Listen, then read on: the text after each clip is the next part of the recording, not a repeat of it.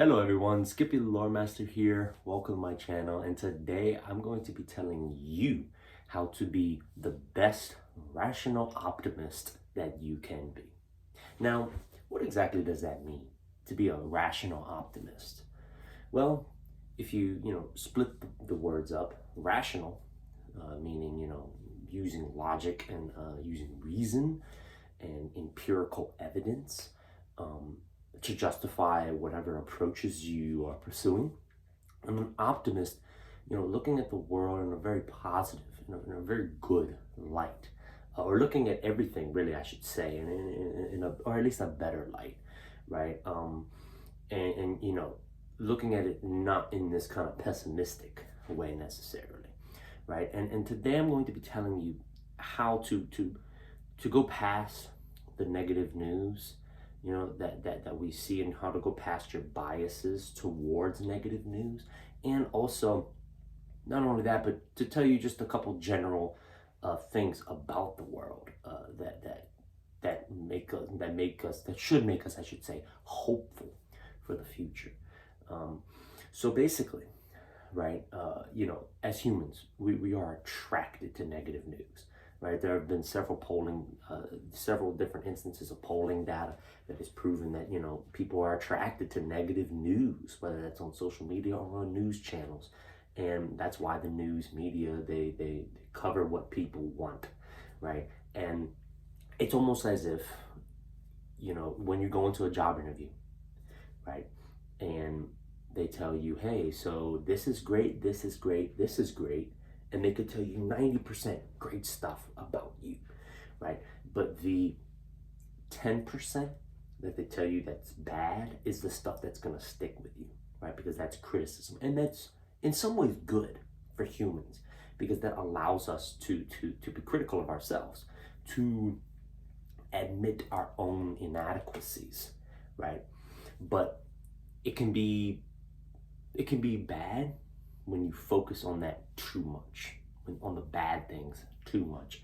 And throughout the world, if you look at it, we have this kind of doom and gloom perception of the world constantly. And we don't take a step back to look at things in a good way, right? I'm always looking and researching on news media for good stuff, right? I try to realize the world's problems, and I try to think of the best possible solutions, of course, but it's very important to look at the world, from a more positive light, right? And well, these are some of the specific statistics, okay, that can make you optimistic about the future of the world. Now, these I'm kind of paraphrasing, right? And I've been reading a lot of books lately, like a lot of books, and I kind of stole the rational optimist name, but I more so adapted, because we all have opinions, and those opinions have been had by people before, right? So that doesn't necessarily mean they're stolen. That just means that you appreciate a particular person's philosophy, or a particular person's motives or goals or values or principles, right? But I believe it was Matt Ridley who wrote Rational Optimist. It was something like How to Be a Rational Optimist or something along those lines. I've been reading it a little bit or listening to it on Amazon, audiobooks, and also a book which I really love called 10 Global Trends Every Smart Person Should Know by Marion Tooby, and I forget the rest of his name, but it's Bailey, something along those lines. And this whole conversation actually really spawned from a podcast that I watched recently, the Jordan Peterson podcast. Jordan Peterson, I have lots of respect for him, just such respect. He's one of my heroes, and he changed my life forever, really, truly. And Marion Tooby, right? And this is the author behind this, and he's also an editor at humanprogress.org, which looks at global well-being, right? And a lot of these statistics they grab from very credible sources, right? The United Nations, the World Bank, International Monetary Fund, several other ones, several different acclaimed academic institutions, right, throughout the whole world. And that goes for Harvard, Oxford, and several other ones, and also accredited as scientists and psychologists and economists and different things like that. Now, one of the statistics, which was from the World Bank, which I found was fascinating, was the great enrichment of our society, right? And if you look at it, for the majority of human history, we've been poor. Humans have been very poor, okay? Basically below the absolute poverty line for a long time. Now, there's a difference between absolute poverty and poverty. So I want to make that clear distinction, okay? Absolute poverty is like you are below $2 an hour and you're definitely starving and struggling to live, right? There's very, very little absolute poverty in the United States of America. Extremely tiny percent. There's basically almost none absolute poverty. Now, granted, there is poverty and that still needs to be addressed, but absolute poverty is very, very, very, very low. Almost non-existent, right? And that goes for most other developed societies as well. But if you look at it, absolute poverty has decreased by 99% within the last century or so, ever since really, the start of the last 2 centuries, and ever since the start of really the Industrial Revolution, or 150 years. I don't know. Yeah, about 2 centuries, something like along those lines. In 1850s and more middle 1800s with the start of the Industrial Revolution. And 99% of all poverty has been decreased and swiped away from the world. And also, need I mention that for the longest, there are definitely periods of great progress within human history. The Renaissance, scientific revolution, the Enlightenment, right? These great times of in lots of instances, economic prowess and the Roman Empire, right? And lots of times of great peace, which we'll get to that later. And political stability within the world. But it does not compare to how rapid we have been growing as a society. I believe the statistics were the overall world GDP in 1700 or something like that was $2 or $3 trillion. $2 or $3 trillion. Okay, now it's up to, if I'm not mistaken, 150 trillion. That level of growth has been insane. And granted, a lot of it has been consolidated into big earners of wealth, but a lot of it has been spread equally throughout the population. A lot of it throughout the whole world. And that's a big, and that was a part of the statistic. That's a big factor when it comes to it, right? People think that this wealth, like 95% of it is all wealthy people, right? But no, a lot of it has been distributed throughout the people, and that goes for instance, in the United States right now, right? We have the highest GDP per capita for each individual at $65,000. Each individual. That's insane. That's insane. The level of wealth spread throughout the people. Now, there are different things that we do need to address as far as the consolidation of wealth amongst particular individuals. I understand that,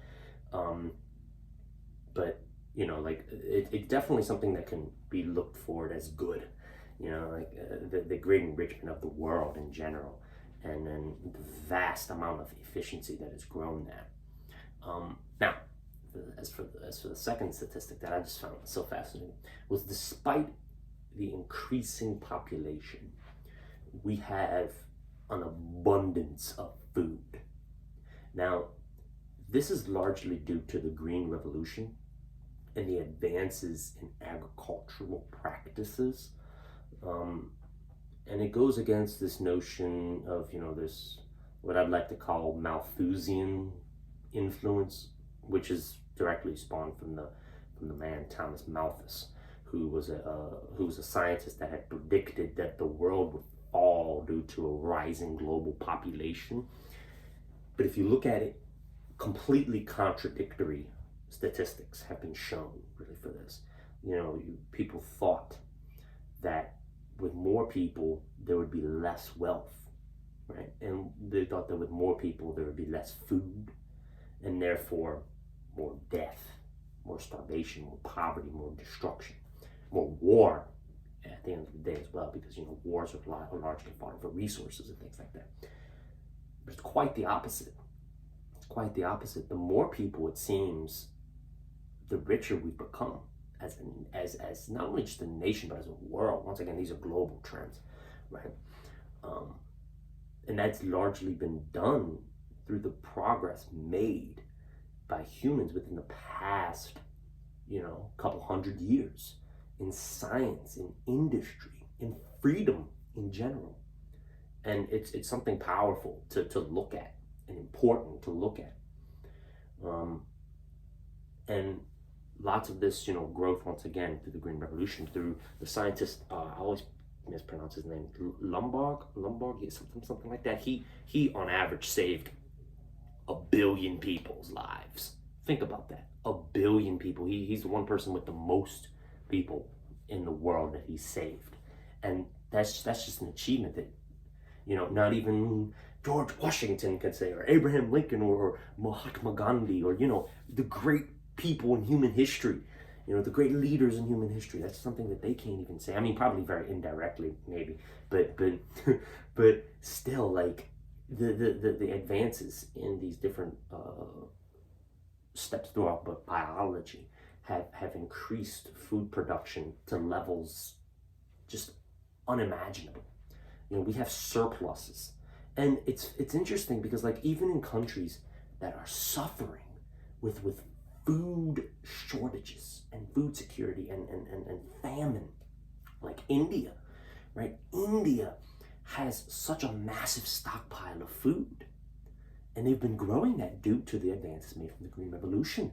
It's just the lack of logistics and lack of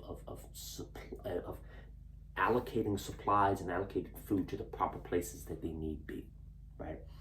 And even in places like that, they're finding issues with that, right? And going back once again to the Great Enrichment, if you look at it, the Great Enrichment also has a lot to do with the increasing in food. And Africa over these past many years has been increasing in its capabilities to provide food to the public, and also with their GDP. I believe like all of sub-Saharan Africa right now, okay, has the exact same GDP of Portugal in 1982, which Portugal is like one of the most advanced societies on planet Earth, okay? And that's increasing steadily, okay? And that's just increasing with the more political stability that's trying to be, like, generally as a world trend, increasing, and the great enrichment of the people of the world, right? And it's fascinating, when you look at those kinds of things, and it gives you something to look forward to, right? As a people, as a world, right? Now, going on to the next statistics, which I found so fascinating, was and these, I believe, really two of these go hand in hand. And I'm going to say both of them. The decreasing of wars and conflicts, and the increasing of democratic regimes and democratic governments, and the decreasing of authoritarian governments. See, because a lot of these wars, they start with these authoritarian regimes that get power hungry, right, and want it all for themselves, right, and that can become increasingly an issue, right? But if you look at it, ever since the fall of the Soviet Union in 1991, there's been a steady decrease of authoritarian regimes and a steady increase of Democrat-run countries, right, throughout the whole world, and that has led to prosperity and political stability throughout the world. And most of the conflicts now that you see are civil wars, not countries, declaring war on another group of people, right? And these statistics largely show that, countries declaring war on other countries, right? And that's starting to go down. Now, you can argue that that's in a lot of ways because, we've felt the pain of war. Our world has through different conflicts like World War II and World War One, and we're just past this constant death, right? Plus also different peace initiatives like the United Nations and others have greatly helped, and the great economic prosperity in the world has also greatly helped, and these authoritarian regimes decreasing and not having as much command and control on their economies has also allowed for much more freedom, right? And when you have freedom, you have less tension and less hatred, less resentment, and therefore less wars, less conflicts, right? So it has a lot to do with it, right? And like for instance, if you look at the growth of a country, for instance, like Botswana, comparatively to Zimbabwe, right? Zimbabwe is struggling. And that's purely because of the authoritarian regime that is currently in Zimbabwe, okay? But if you look at Botswana is thriving. It's because they've opened up their markets. They've allowed the democratic process. They've done those things that have allowed their people to grow, in lots of instances, grow to levels not even considered possible throughout the world, and especially in places like in Africa, for instance, that have been struggling for hundreds of years due to lots of problems in the past and lots of colonialism and different things like that. But these countries now, they're growing at great rates, and it's something that's really good to see, and it could be something that like could help other other factors and other facts do better, right? And for instance, one of the other facts is the deaths, and this is going against what a lot of people would think, right? The deaths caused from natural disasters has decreased, I believe, by like 70% or like 80%, right, throughout the whole world. That's insane, especially with current trends of different natural disasters increasing, slowly but surely, and like the deaths have gone down, and you wouldn't think that, right? And that's also, in my opinion, due in large part to another fact, that the urbanization has been consistently growing, and there's been more people moving to urban centers and cities and metropolises than, like, for instance, being in rural. And everyone knows that everything happens mainly in the cities. The historical events, the economic prowess, the cultural events, right? I'm not downing on my cousins out in the country, and gotta love them, and that could be a more peaceful life. But if you look at it generally as a human species, our city centers are where everything started, right? Mesopotamia, right? It was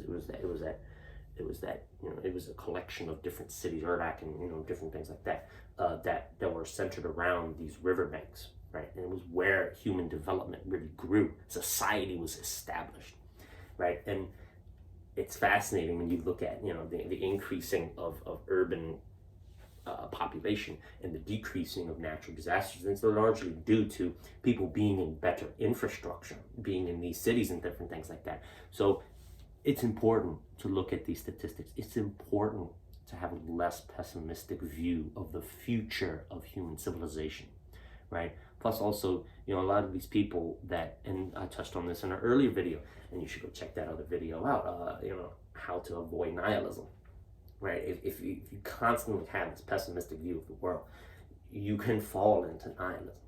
You can fall into your own destruction, right? And that's something that you really want to try to avoid as best as you can, okay? Be a rational optimist. Use your rationale and use logic and look at the statistics, the empirical data, but also be an optimist. Look at the world through a brighter light sometimes. Address its problems and address possible solutions, but look at the world you know, as from a measure of hope. Look at the world, you know, in a very hopeful light. Look at the world to look at for a brighter day. Now, that'll be the end of the video. I know I've been going on for a while, and I've made one other previous 20-minute video. It's insane, guys. Thank you for sticking with me, and I want y'all to have a great day. Skippy The Loremaster here, and and don't forget to subscribe to the channel. It's really appreciate it. I really appreciate it. And click that notification bell to stay up to date on all my most recent content. Stay safe, stay happy, stay healthy, and y'all have a great one, okay? Bye-bye.